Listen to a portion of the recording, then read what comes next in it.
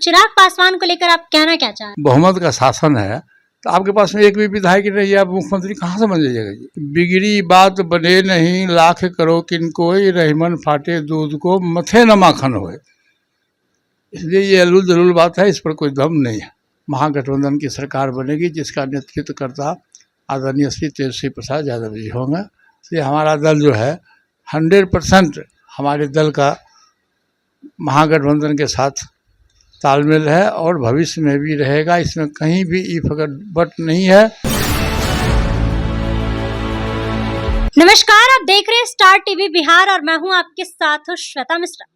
देखिए, इस बार बिहार विधानसभा चुनाव है। विधानसभा चुनाव को लेकर लगातार उम्मीदवारों की लिस्ट अब जारी होने वाले हैं, हलचल तेज। और आपको बता दें कि इस बीच पूर्व केंद्रीय मंत्री पशुपति पारस ने चिराग पासवान को लेकर एक बड़ा बयान दे दिया और बयान देते हुए इन्होंने कहा कि चिराग पासवान इनके परिवार के सदस्य हैं, अगर वह बिहार के मुख्यमंत्री बनते हैं तो इनको बहुत खुशी होगी। बाकी इसी मुद्दे को लेकर इस वक्त हमारे साथ ये मौजूद है और इनसे बातचीत करते हैं और जानते हैं कि जिस तरीके से इनके बयान के बाद हलचल तेज है, इसको लेकर ये क्या कुछ कहना चाहते हैं। सर, सबसे पहले तो आपका हमारे चैनल पे स्वागत है। आपको भी।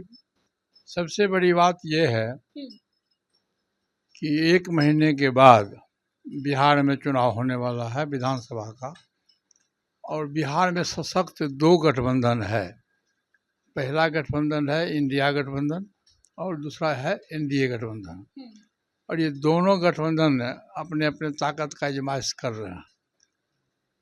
विगत दिनों मुझको पूरे बिहार में घूमने का मौका मिला और जो बिहार में जो स्थिति मैं देख रहा हूँ कि चूँकि एक व्यक्ति की सरकार है और एक पार्टी की सरकार है विगत 20 वर्षों से, ठीक ना, लेकिन बिहार का जो विकास होना चाहिए, बिहार का विकास नहीं हुआ। यहाँ लॉ एंड ऑर्डर समाप्त है, दलित महिलाओं के साथ में अत्याचार बलात्कार की घटनाएं घटती है, शिक्षा व्यवस्था चौपट है और घूसखोरी चरम सीमा पर है। और चौथी बात है कि जो बेरोजगारी है वो काफ़ी हद तक 20 वर्षों में किसी भी लोगों को नौकरी चाकरी जो मिलना चाहिए वो नहीं मिला। तो बिहार की जनता त्रस्त है वर्तमान सरकार से। और जो महागठबंधन की जो हमारा गठबंधन है, महागठबंधन के मैं भी सहयोगी दल हूँ, इसके पक्ष में पूरे बिहार में हवा है। और जब कभी भी चुनाव होगा तो निश्चित रूप से 2/3 बहुमत के साथ है महागठबंधन की सरकार बनेगी जिसका नेतृत्व करता आदरणीय श्री तेजस्वी प्रसाद यादव जी होंगे। और जो बयान आया है, ये बयान को तोड़ मरोड़ को दिया गया है। देखिए, राजनीतिक बयान अलग होता है, पारिवारिक परिवेश अलग होता है। कोई सवाल ही नहीं उठता है कि जब आपके पास में एक भी विधायक नहीं है तो कोई भी व्यक्ति कैसे मुख्यमंत्री बन जाएगा जी? किसी व्यक्ति के पास कोई MP नहीं रहेगा, देश का प्रधानमंत्री कैसे बन जाएगा? उसमें मैंने कहा है कि बिहार में जनता मालिक है, जनता सर्वोपरि है और एक वोट से देश का प्रधानमंत्री चुनाव होता है, बिहार का मुख्यमंत्री चुना जाता है, पार्लियामेंट के मेंबर चुने जाते हैं, विधानसभा के सदस्य चुने जाते हैं। और बिहार की जनता बहुत पॉलिटिकलाइज है। जितना भी आंदोलन शुरू हुआ है बिहार से ही हुआ है, इसलिए बिहार की जनता का वोट जो है वो सही ढंग से कहाँ जाएगा वो सब उसको समझदारी है। और बिहार में निश्चित रूप से मैं पूरे बिहार का जब भ्रमण किया हूँ तो हमारा, देखिए, हम संगठन करता रहे हैं शुरू से, और हमारी पार्टी के साथ साथ हमारा एक दलित सेना है, फौज है, दलित सेना का एक फौज है जो पूरे बिहार में सक्रिय है। वैसे तो पूरे देश में सक्रिय है लेकिन पूरे बिहार में सक्रिय है और वो एक सामाजिक संगठन है। और दलित सेना के फौज को आप तोड़ नहीं सकते हैं, उसको दिग्भ्रमित नहीं कर सकते हैं, उसको प्रलोभन में नहीं तोड़ सकते हैं। इसलिए हमारा जो दल है और हमारे दल में हम खुद संगठन करता रहे हैं, इसलिए हमारा दल जो है 100% हमारे दल का महागठबंधन के साथ तालमेल है और भविष्य में भी रहेगा। इसमें कहीं भी बट नहीं है। और जब भी रिजल्ट आएगा तो 2/3 बहुमत से बिहार में महागठबंधन की सरकार बनेगी। लेकिन सर, कहा जा रहा है कि इस बार फिर से 25 से 30 वर्ष से नीतीश रहेंगे, तेजस्वी यादव सिर्फ कहते रह जाएंगे। नहीं, ऐसी बात नहीं है। देखिए, सबसे बड़ी बात यह है कि आप ये बताइए, सिर्फ कहने से, नारा देने से नहीं होगा। आप काम को दिखलाना होगा कि 20 वर्षों में आपने क्या किया, कितने बेरोजगार लोगों को आपने नौकरी दिया। दलितों पर जो रोज अत्याचार हो रहा है, ये इसके जिम्मेदार कौन है? दलित समाज के जो लोग हैं, चौकीदार दफादार संघ है, उसको आपने सत्ता से बेदखल किया, इसके जिम्मेदार कौन है? लॉ एंड ऑर्डर की स्थिति बिहार में खराब है। कोमल पासवान औरंगाबाद की दलित महिला थी, उसको जीप चला के सत्ताधारी दल के लोगों ने हत्या करवा दिया।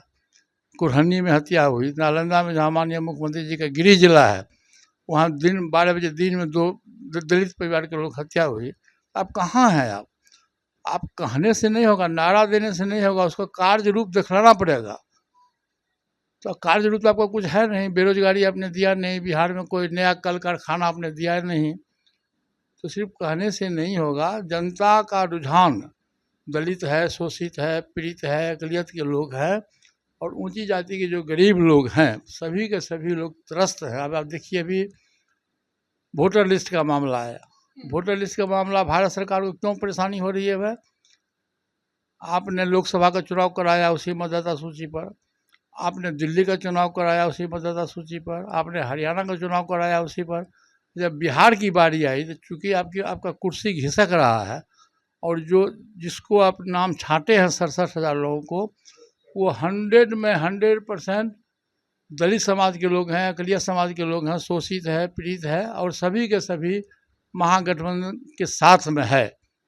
आदरणीय तेजस्वी यादव के नेतृत्व को स्वीकार किया है। इसलिए बाबा साहब भीमराव अम्बेडकर का जो संविधान बनाया हुआ मौलिक अधिकार जो दिया गया है, भारत सरकार ने यहाँ गरीब लोगों को, जो सामाजिक न्याय के लोग हैं, उसके मौलिक अधिकार का हनन किया है और 67,000 लोगों को चुनाव लड़ने से वंचित किया गया। हम इसका घोर विरोध करते हैं, पूरा विरोध करते हैं। अच्छा सर, जिस तरीके से आपने चिराग पासवान को लेकर बयान दिया, वो बयान को लेकर काफी हलचल तेज हो गई है। तो पारिवारिक तौर पे आप कह रहे हैं, तो मतलब चिराग पासवान को लेकर आप कहना क्या चाह रहे हैं? मैं आपको एक लाइन में कहा कि भाई, सांसद और विधायक जो बनता है पार्लियामेंट में, जो देश को प्रधानमंत्री कोई बनाता है या भी स्टेट में कोई मुख्यमंत्री बनता है, उसके साथ में संख्या बल होना चाहिए। बहुमत का शासन है, प्रजातांत्रिक व्यवस्था है, बहुमत का शासन है। तो आपके पास में एक भी विधायक नहीं है, आप मुख्यमंत्री कहाँ से बन जाइएगा जी? आज जहाँ तक प्रेस मीडिया के लोग ये परिवार के मिलाने की बात करते हैं, तो मैं तो शुरू से कहता हूँ कि बिगड़ी बात बने नहीं, लाख करो किनको, रहीमन फाटे दूध को, मथे न माखन होए। इसलिए ये अलूल जलूल बात है, इस पर कोई दम नहीं है। चलिए, तो जैसा कि आप पशुपति पारस जी की बातों को सुन रहे थे, वही इनके बातों से आप कितने सहमत, और इसके साथ ही जब हमने चिराग पासवान को लेकर इनसे बातचीत किया तो इनका साफ तौर पर कहना है कि इनका जो बयान है उसे तोड़ मरोड़ कर पेश किया जा रहा है। बाकी इस पूरे मामले को लेकर आप लोग क्या कुछ कहना चाहते हैं, आप लोगों की क्या राय है, कमेंट बॉक्स में अपनी राय जरूर बताइएगा। फिलहाल इस खबर में बस इतना ही। ऐसे ही तमाम खबरों के लिए बने रहे हमारे साथ और देखते रहे स्टार टीवी बिहार। धन्यवाद।